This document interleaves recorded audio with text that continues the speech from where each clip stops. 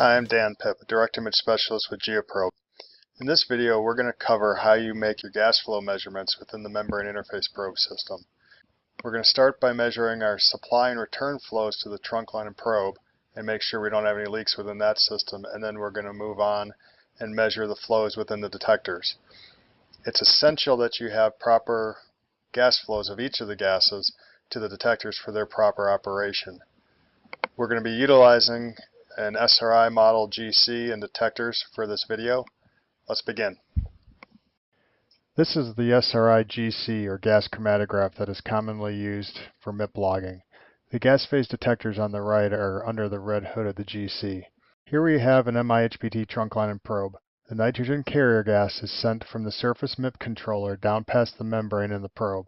VOCs diffuse across the membrane into the carrier gas stream and are delivered back to the detectors in the GC. In standard MIP operation, MIP pressure, or the pressure within the trunk line system, should be maintained around 10 psi, which is 70 kPa in metric units. This will result in flow rates of approximately 30 mils a minute for a 150 foot or 45 meter trunk line, or nearly 40 mils a minute if using a 100 foot or 30 meter trunk line. The difference between the supply flow, what's being sent down to the probe, and the return flow, what's coming back from the probe, should be within 3 mils a minute of one another. Anything more than this should be considered a leak and would need to be fixed prior to logging. This is the MIP controller where regulation of the probe temperature and trunk line flow occurs. The primary regulator, the gauge on the right, is typically set to 20 psi, about 140 kPa. This refers to the pressure that's available to the trunk line. The gauge on the left is the back pressure of the trunk line, also known as MIP pressure within the log. When there are no leaks in the trunk line system, it should read about 10 psi or 70 kPa. This is my MIP detector system, which is mounted on an ATV unit. To the right of the detectors is the breakout panel where the top end of the trunk line connects. I'm going to remove the Teflon supply line nut so that I can measure my nitrogen flow at the bulkhead on the panel. Here I'm removing the nut, and then I'm going to power up the flow meter and connect the flow meter tubing to the supply side bulkhead on the panel. Here the flow is reading about 28.5 milliliters a minute. We're going to reconnect the Teflon supply line and allow the pressure to build up in the trunk line before going back and measuring the return flow. Now I'm going to remove the peak tubing gas line from the breakout panel. This is the gas line that gets directed to the detectors. I will connect the tubing to the flow meter by pushing the ferrule into the tubing, which will make a good seal. If you cannot move the nut away from the ferrule, you can install a 16th inch union to the nut and push the tubing over the end of the union. The supply flow was 28.5 milliliters a minute, and here we see the return flow is about 27.3, so we were within our 3 milliliter a minute difference. Now we can go and measure the flows at the detectors. First, I need to remove the XSD detector cell from its base. I'm going to do that by removing the signal wire from the top and the heater cable from the side, twist toward me, and pull away from the base. Then I'm going to remove the FID signal wire clip from the exhaust port of the FID. Now I'm going to add the XSD flow adapter into its base assembly. I have this in the little plastic box in the back of the GC lid. I'm going to take that out and insert that into the base assembly, and then we'll be able to measure our gas flows as they come through the FID and XSD. This table shows the expected flow rates of the trunk line carrier gas as well as air and hydrogen where applicable to the SRI PID and FID and the XSD detectors. In this system, all of the carrier flow comes to the PID and then is returned to the GC oven where it is split between the FID and XSD. With the GC powered off, we are going to measure the carrier flow split coming out of the detectors, which will ensure we don't have any leaks past the end of the trunk line. Here we have 14.7 milliliters a minute out the XSD exhaust.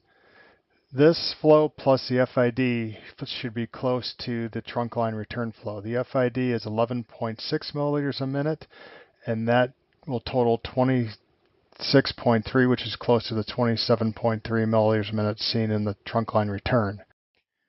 The next flow that we're going to measure is the airflow in the XSD and FID. I'm going to first remove the trunk line returns so we don't have any more flow going through the detectors. And then I'm going to take my flow meter and set it up on the XSD flow adapter there, and you're going to see the flow will drop down to 0. I'm now going to start the GC, the power switch is in the back on the left, and 0 flow, and I'm going to turn on the air compressor switch, which is right there. And now you can see that our flow has come up. We should have about 30 milliliters a minute of flow on the XSD and about 250 milliliters a minute of flow on the FID. It's 245, that's pretty close. If you want to adjust the airflow to the detectors, take the screwdriver that comes with the GC and insert the screwdriver into the hole that's located directly above the air EPC control line. Insert it into the slot of the screw, and here we're going to put our flow meter onto the XSD exhaust, and as we turn our screwdriver to the right, that's increasing our flow, and then we're going to adjust it back close to our starting point. The air is connected to both the XSD and FID, so when you set the airflow on the FID to 250, you should have about 30 milliliters a minute of air to the XSD. The next detector gas that we're going to measure is hydrogen, which is used in the FID. We need to go back to where the hydrogen cylinder is kept and open the main valve to the cylinder. The hydrogen cylinder is on the left in this setup, and the nitrogen has already been opened. I am opening the hydrogen cylinder, and then I'm going to go and make sure that the shutoff is open, which is a black knob that the 1/8-inch tubing is connected to, which is on the left side of this regulator. Once I verify these are open, we can go back and get the rest of the GC ready to make the measurement. While measuring hydrogen, we're going to turn off our air compressor, and we're going to make sure we've got our trunk line return disconnected, so hydrogen is the only gas moving through the detectors. Then I'm going to take my flow meter and set it up on the FID, which is where hydrogen is only going. I'm holding that tubing in up against the ceramic on the FID. Now it typically will take about 5 minutes or so for the pressure to build up and get proper flows through there. That's what we just waited as this transition went through, and it increased up to just under 25.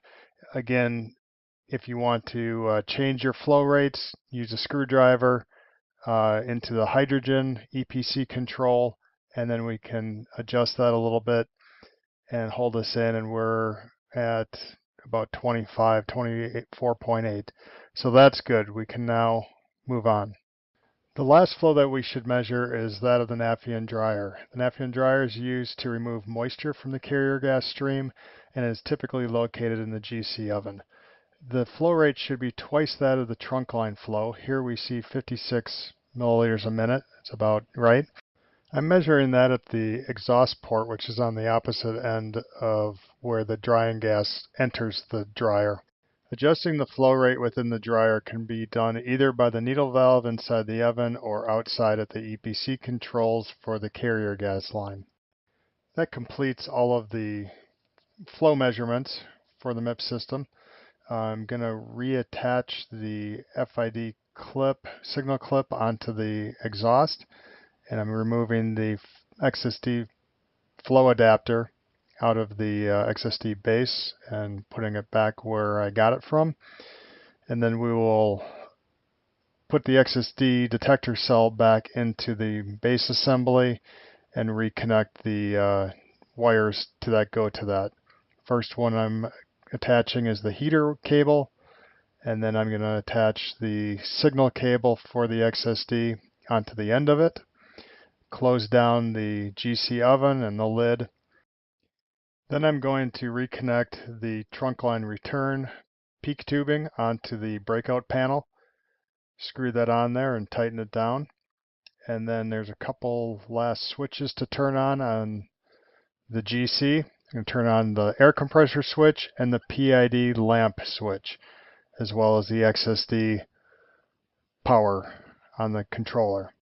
Now I want to let the detectors warm up and get ready to run our chemical response test. As we start the software, we'll get into the chemical response test screen and make sure that the detector baselines are accurate to where we would expect them to be based on previous operation. But the detectors should be good to go and ready to operate.